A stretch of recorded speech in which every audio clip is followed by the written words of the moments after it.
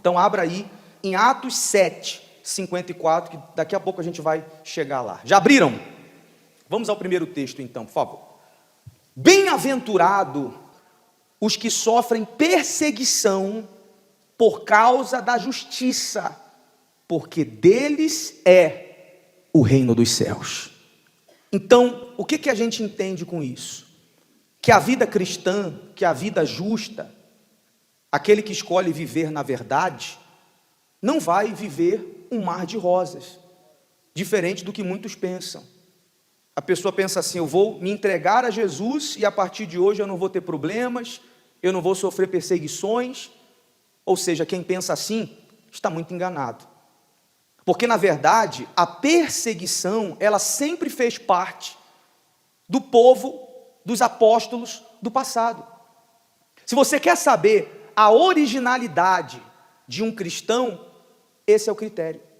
Você sabe que ninguém gosta de nada falso, não é verdade, pessoal? Quando você vai comprar uma coisa, você quer saber se é original ou o quê? Ou falso. E hoje em dia o falso está cada dia mais parecendo com o original, né? Quem aqui já foi enganado, comprou alguma coisa achando que era original, era falsa? Pois é, você não quer o celular Xing Ling, você quer o Xing Ling? Não, você quer o original. E você sabe que, aonde é que se vê a diferença? Na durabilidade. Às vezes você compra um produto falso, ele é igualzinho ao original. Sim ou não, gente? Você compra aquela camisa de marca falsa, na loja novinha, é ou não é? Aí você lava uma vez, não entra no seu filho de 5 anos. É ou não é verdade? Você compra ali, que legal! Não dura. A característica do original é a durabilidade.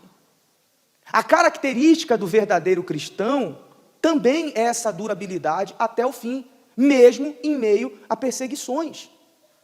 Na verdade, o verdadeiro sentimento que o mundo tem que ter pelo verdadeiro cristão, talvez você surpreenda qual seja esse sentimento, mas eu vou lhe dizer qual é. Eu vou lhe dizer, coloque João aí para mim, o que Jesus disse sobre isso. Ele disse: se o mundo vos odeia, sabei que primeiro do que a vós, me odiou a mim. Se tem alguém que foi odiado nessa terra, se chama quem, gente? Jesus. Aí, procure um mal feito de Jesus na Bíblia, você não vai encontrar. Isso não tem a ver com fazer o bem ou o mal para as pessoas, tem a ver com quem você é. Jesus, ele era odiado não pelo mal que ele fazia para as pessoas, porque ele não fazia mal, ele só fazia o quê? O bem. Ele era odiado por quem ele era. Se você for justo e for um verdadeiro cristão, não espere que o mundo te ame. Muito pelo contrário, ainda que você não faça mal para ninguém, tem gente que já vive isso aqui. Você só faz o bem para as pessoas da sua família. Quando você os convida para vir para a igreja, você só quer o melhor deles. Mas parece que quanto mais você tenta ajudá-los, mais as pessoas ficam com raiva de você. Porque não tem a ver com o que você faz, tem a ver com o que você é, com o que está dentro de você. Porque quem tem o Espírito Santo, o que está dentro de você é o maior oponente desse mundo. Então Jesus estava querendo dizer o seguinte: eu já fui odiado, e se eu fui, quem me seguir vai ser também. Olha a sequência do texto aí. Se vós fosseis do mundo, o mundo amaria o que era seu. Mas porque não sois do mundo, antes eu vos escolhi do mundo. Por isso é que o mundo vos odeia. Então, a perseguição, ela é a marca registrada do verdadeiro cristão. Se isso não tem acontecido, possivelmente tem alguma coisa errada com esse cristianismo. Porque eu falava para as pessoas hoje cedo, 7 da manhã, quem é que gosta da gente? Eu digo nós, os pastores. Quem gosta? Só quem gosta da gente, eu vou dizer para você quem é. É o povo da igreja. Você não gosta da gente? Credo, não gosta não, né? Pelo amor de Deus. Olha, nem vocês, aí não dá, pessoal. Quem gosta da gente, pessoal? Melhorou, graças a Deus, meu pai, graças, pelo menos o povo. São vocês e o povo que está sofrendo lá fora, que assiste a gente pela TV, e que às vezes é numa oração na TV, numa oração do rádio, que a pessoa tem um pouquinho de paz. Fora vocês e o povo sofrido lá fora, o resto nos odeia. Como as pessoas olhavam para Jesus, olha lá, Jesus curava, ele é mentiroso, ele é enganador. A gente está aqui a semana inteira dentro da igreja ajudando as pessoas. Passa na rua, olha lá o ladrão, olha lá o enganador, olha lá o da Universal. Só que isso não se restringe só a nós. e sim a todo aquele que de fato e de verdade se entregou para Jesus. Eu quero lhe mostrar um vídeo, quero que você assista para você ver como os cristãos do passado viviam. Paulo, Estevão, que nós vamos ler aqui, Mateus, André, Pedro, qual foi o futuro deles? E talvez você fique até envergonhado diante desse vídeo, porque eu fico. Porque às vezes a gente fica pensando, será que nós teríamos coragem para passar pelo que eles passaram por Jesus? Será que a gente teria coragem? Porque um dia houve perseguição, hoje em alguns lugares do mundo deu trégua, mas mais cedo ou mais tarde isso vai voltar. E é na perseguição que a gente vê se o produto é original ou o quê? Ou falso. É na perseguição. Se hoje, às vezes, no mínimo de perseguição, a gente vê gente largando a fé. Eu conheci uma pessoa na igreja que ela foi curada de câncer. E aí, a obreira amiga dela disse assim, fulana, você tem que dar o testemunho, Jesus fez uma obra muito grande na sua vida. Puxa, você tinha câncer, agora você foi lá no médico, o médico disse, sumiu! Você sabe o que ela disse? Falou, não, se eu der o testemunho, eu sei que eles vão colocar na TV. E aí eu tenho uma loja, os meus clientes vão ver, eu posso perder cliente. Olha só. Olha que tipo de cristão nós temos aí. Às vezes você vai ver, a pessoa está dentro da igreja. Está dizendo, eu amo o Senhor e louvo e canta. Às vezes fala até em línguas. Esse tipo de gente, só um sopro de perseguição, ela já nega Jesus. Já nega, porque olha só. Quer dizer que então ela está com medo de perder cliente. Mas Jesus curou ela de câncer. Se ela não fosse curada, amanhã ela ia morrer e não ia ter cliente. É ou não é verdade, pessoal?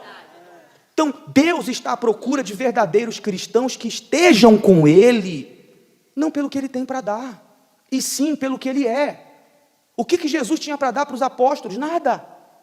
Jesus tinha o que para dar para eles? Ordem, falar, olha, vamos lá, vamos pregar a palavra, a gente precisa espalhar essa palavra.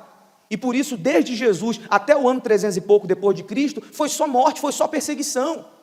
Põe aí o vídeo, por favor, que explica claramente. Algumas dessas mortes não estão na Bíblia, mas historicamente falando, foi comprovado que muitos deles morreram dessa forma. Põe aí.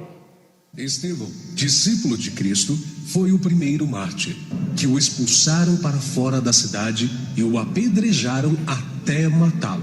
O próximo mártir que encontramos no relato de Lucas, no livro dos Atos dos Apóstolos, é Tiago, filho de Zebedeu. Por ordem de Herodes Agripa, foi preso e decapitado em Jerusalém em meados dos anos 42 e 44. Filipe era natural da cidade de Betsaida, na Galileia. Historiadores afirmam que Filipe pregou na Frígia e foi apedrejado em Hierápolis. Tiago, chamado menor, filho de Alfeu, de acordo com escritos primitivos, foi martirizado com a idade de 99 anos, espancado e apedrejado pelos judeus, os quais usaram de um cacetete para feri-lo no crânio com requintes de crueldade.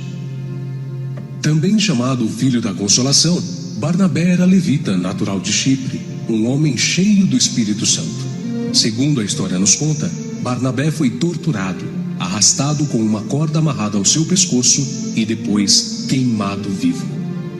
Evangelista Marcos, relatos contam que pagãos o arrastaram pelas ruas de Alexandria ao ponto de ser despedaçado. Simão Pedro era pescador em Cafarnaum, onde morava com sua sogra. Entre muitos outros santos, o bem-aventurado apóstolo Pedro foi condenado à morte e crucificado em Roma por ordem de Nero. A história relata que ele mesmo pediu para ser crucificado de cabeça para baixo, porque se considerava indigno de ser crucificado da mesma forma que o seu Senhor. Saulo, depois nomeado Paulo, nasceu na cidade romana de Tarso. Segundo os registros antigos, Paulo foi decapitado a mando do imperador Nero. André, irmão de Pedro, pescador e discípulo de João Batista, pregou o evangelho a muitas nações da Ásia, mas, ao chegar a Acaia, foi preso e crucificado numa cruz em forma de X. Bartolomeu tem sido identificado muitas vezes na Bíblia como Natanael. Foi esfolado vivo e crucificado de cabeça para baixo na Armênia. Tomé, também chamado Dídimo, consta que seu martírio se deu por ordem do rei de Melapura, na cidade indiana de Madras, no ano 53 da era cristã. Foi lançado em uma fornalha. Mateus, filho de Alfeu, também chamado de Levi. Segundo alguns historiadores, ele foi cravado na terra e decapitado na Etiópia. Simão Zelote era um homem que pertencia a um grupo de pessoas insurgentes, revolucionários contra o governo de Roma. Foi crucificado no fim da perseguição iniciada por Nero. Matias foi escolhido pelos apóstolos a preencher a vaga deixada por Judas. Quanto ao seu martírio, alguns escritores afirmam que os judeus o acusaram de ter blasfemado contra a lei e contra Moisés, sendo por isso sentenciado pelo sumo sacerdote a ser amarrado numa cruz e apedrejado, e por último, decapitado. O médico e evangelista Lucas relata a história que ele foi pendurado em uma oliveira pelos idólatras sacerdotes da Grécia.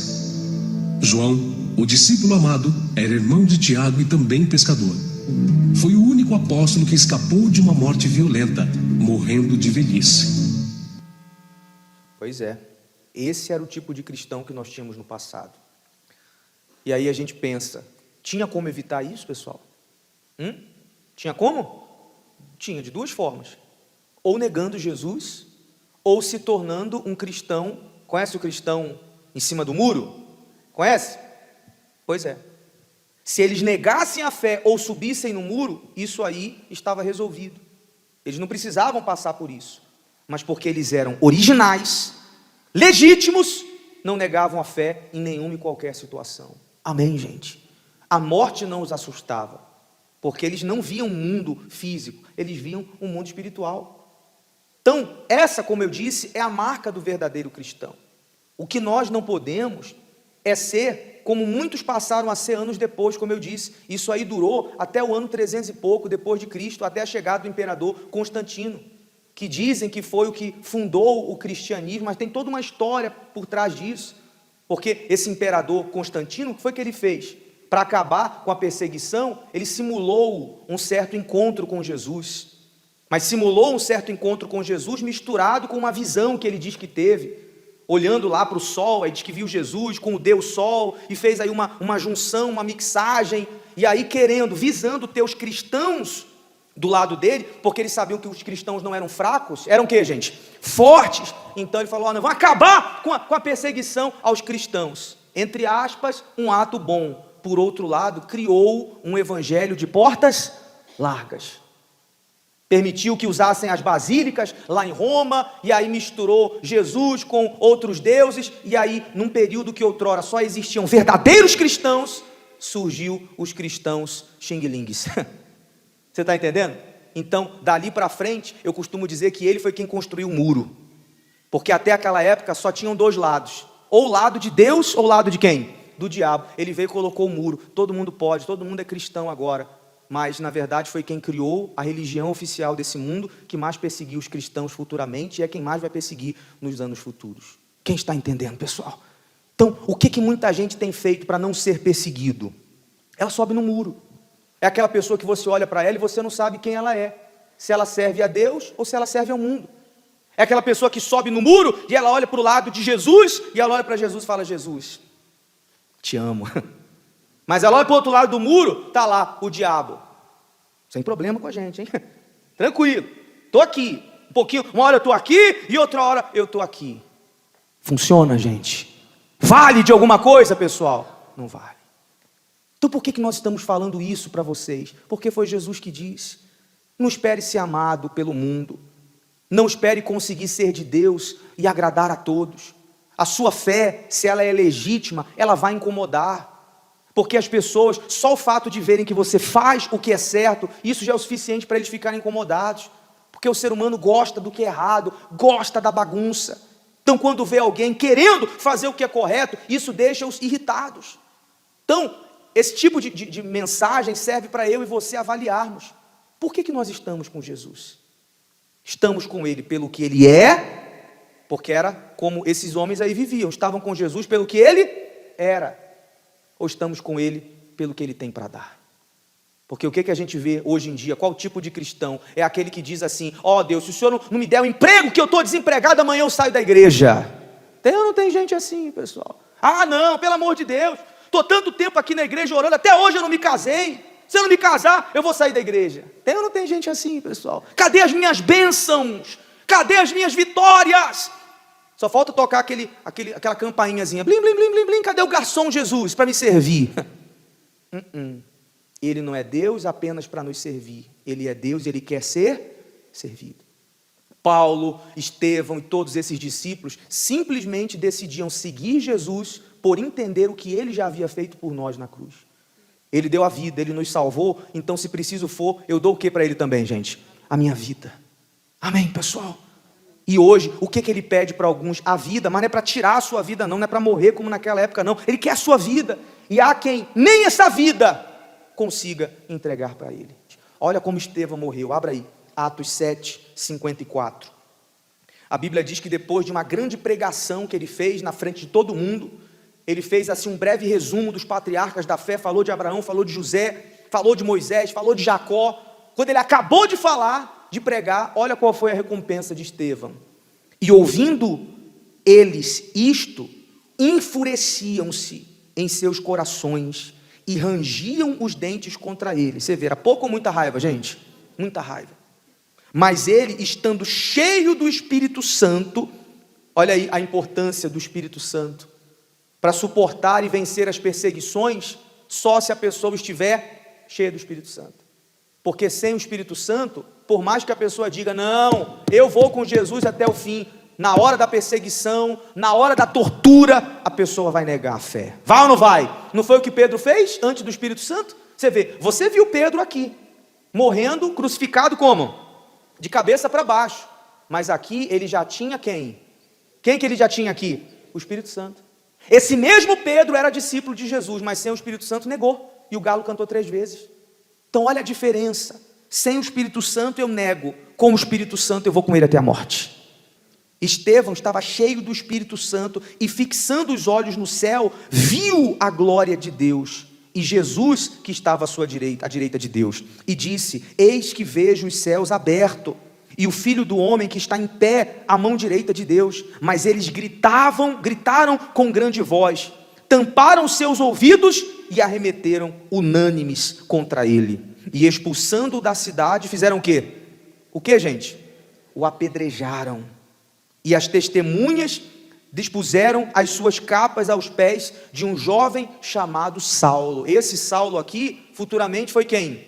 Paulo, que aqui ainda não era convertido, mas estava lá assistindo a cena, o apedrejamento de Estevão. E a Bíblia diz que ele consentiu nisso. Ou seja, Saulo, até essa altura, estava lá aplaudindo, ó. Mata esse Estevão mesmo, rebenta com ele mesmo. Ele era perseguidor de cristãos. Mas daqui a pouco você vai ler, sobrou para ele. Porque quando ele se converteu, a perseguição foi para cima de quem? Para cima dele. Você vê que é a marca, não tem jeito. E apedrejaram a Estevão, que em invocação dizia, pessoal, ele morreu orando, gente. Ele foi apedrejado, orando, entregando a alma a Deus. Ele dizia, Senhor Jesus, recebe o meu espírito. E pondo-se de joelhos, clamou com grande voz, Senhor, não lhe imputes esse pecado. E tendo dito isto, adormeceu, morreu. Está aí, morreu por Jesus, depois de uma pregação. Estevão, passe aí mais algumas páginas, capítulo 9, versículo 20. Agora chegou a vez de Paulo, depois de convertido, e logo nas sinagogas pregava a Cristo, 9:20, que este é o Filho de Deus, ou seja, lá ele estava perseguindo Estevão, aqui ele já estava pregando Jesus, né? E todos os que ouviam estavam atônitos e diziam, não é este o que em Jerusalém perseguia os que invocavam este nome, e para isso veio aqui, para nos levar presos aos principais sacerdotes? Saulo, porém, se esforçava muito mais e confundia os judeus que habitavam em Damasco, provando que aquele era quem, gente? Cristo. Então perceba, antes da conversão, tinha perseguição para Saulo, gente? Não, ele assistia, ele ficava tranquilo. Depois da conversão, o canhão virou para ele. Está aqui, ó. E tendo passado muitos dias, os judeus tomaram conselho entre si para o matar. Agora ele era alvo de morte. Mas as suas ciladas vieram ao conhecimento de Saulo, e como eles guardavam as portas, tanto de dia como de noite, para poderem tirar-lhe a vida. Tomando de noite os discípulos, desceram dentro de um cesto pelo muro. Teve que sair fugido dentro de um cesto. Uma dentre muitas perseguições. Passe aí, capítulo 12, capítulo 14 de Atos. Atos 14, 19, outra perseguição, já lá em Listra. Sobrevieram, porém, uns judeus de Antioquia e de Icônio, que tendo convencido a multidão, apedrejaram a Paulo. Você vê que aqui já era Paulo, né? E o arrastaram para fora da cidade, cuidando que estava morto. Então, aqui ele já foi arrastado e ele fingiu de morto para o pessoal parar de apedrejar ele. Enfim, o assunto é longo. Mas se você não sabe, hoje aqui é uma maravilha. É ou não é verdade? A mínima perseguição que se há hoje é uma truculência, é um xingamento na rede social. Mas hoje, aqui no Brasil, alguém morre por Jesus, pessoal? Ainda não. Mas seguindo isso aqui, dentre pouco tempo, sim. E eu e você temos que estar preparados. Porque em alguns lugares do Brasil, do mundo, que a gente não pode dar detalhes, senão acaba trazendo problemas para eles, isso aí já acontece. Nós temos igrejas em certos lugares, pessoal, aonde seguir Jesus já é crime. E se a pessoa decide vir para a igreja, ela quebra uma lei. E porque essa lei é quebrada, pode-se fazer o que quiser com essas pessoas. Nós temos igreja já em certos lugares que a esposa se converteu a Jesus e largou a tradição, a religião tradicional do país. A mulher vem para a igreja, o marido fica lá na porta. Isso é fato, tá? Não é história não, isso acontece. A gente que não pode dar detalhes. O marido fica lá na porta. E a esposa já sai e o marido na porta dá uma surra nela. Mas surra mesmo, de dar soco na cara igual se dá na cara de homem. Dizendo, você é uma traidora e não pode chamar a polícia. Porque se chamar a polícia, tá ruim, vai ficar pior, vai preso. Casos que tem que colocar portas para a esposa sair por trás, para o marido não pegar na porta. E perseguições. Tem lugares onde os pastores já são arrastados. Teve um caso que o pastor foi arrastado na rua, ficou todo rasgado. Quando acabaram de arrastar ele, de arrebentar ele, ele foi para a igreja fazer reunião. Amém, gente? Então isso aí já acontece hoje em dia. A pergunta é, nós estamos preparados? Então, vamos pensar nisso. Vamos avaliar o nosso cristianismo. Vamos colocar as nossas barbas de molho. E vamos pensar se somos de Jesus enquanto está tudo bem ou continuaremos com Ele em tempos de perseguição. Porque se a pessoa quiser passar por isso, volta o primeiro texto, por favor, dos bem-aventurados. Volta aí. Primeiro texto. Bem-aventurado os que sofrem perseguição por causa da justiça, porque deles é o reino dos céus. Então, ainda que venha a perseguição, e se você tiver nessa fé, o reino dos céus é para você. Amém, gente?